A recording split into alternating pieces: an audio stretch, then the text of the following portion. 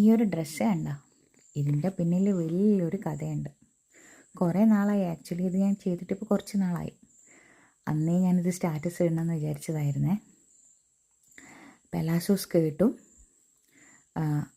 ഷോളും പിന്നെ ഒരു സ്ലീവ്ലെസ് ആയിട്ടുള്ള ടോപ്പുമാണ് വരുന്നത്.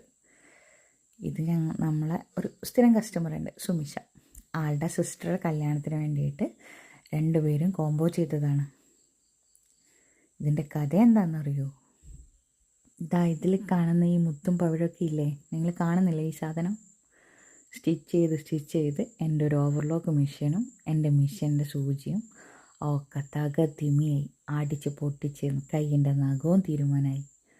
എൻ്റെ അമ്മേ, ഇങ്ങനെയൊരു മെറ്റീരിയൽ. അപ്പം ഞാൻ നിങ്ങൾക്കത് കാണിച്ചു തരണ്ടേ? ആ താഴത്തെ ഭാഗത്തുള്ള സിഗ്സാക്കൊക്കെ കണ്ടോ ഷോളിൻ്റെ അറ്റത്ത്? അത് ആക്ച്വലി സിഗ്സാക്ക് തുണിയുമെന്ന് ഞങ്ങൾ കട്ട് ചെയ്തിട്ട് ആ ഷേപ്പിലാക്കിയതാണ്. ഈ ഒരു കല്ലല്ല ആക്ച്വലി, അത് ബീഡ്സാണ്. കുഞ്ഞ് ബീഡ്സ് ഗമ്മ വെച്ച് ചെയ്ത ഒരു റെഡിമെയ്ഡ് നെറ്റ് മെറ്റീരിയലാണ്. അതിൽ നിന്ന് ബീഡ്സ് പറിച്ചെടുക്കാൻ പെട്ട പാട്. എൻ്റെ അമ്മേ, ആ 2 എണ്ണം ചെയ്യുമ്പോഴേക്കില്ലേ ഞങ്ങളെല്ലാവരും തീരുമാനമായിന്. അപ്പോൾ നിങ്ങൾക്കത് കാണിച്ചു തരണ്ടേ?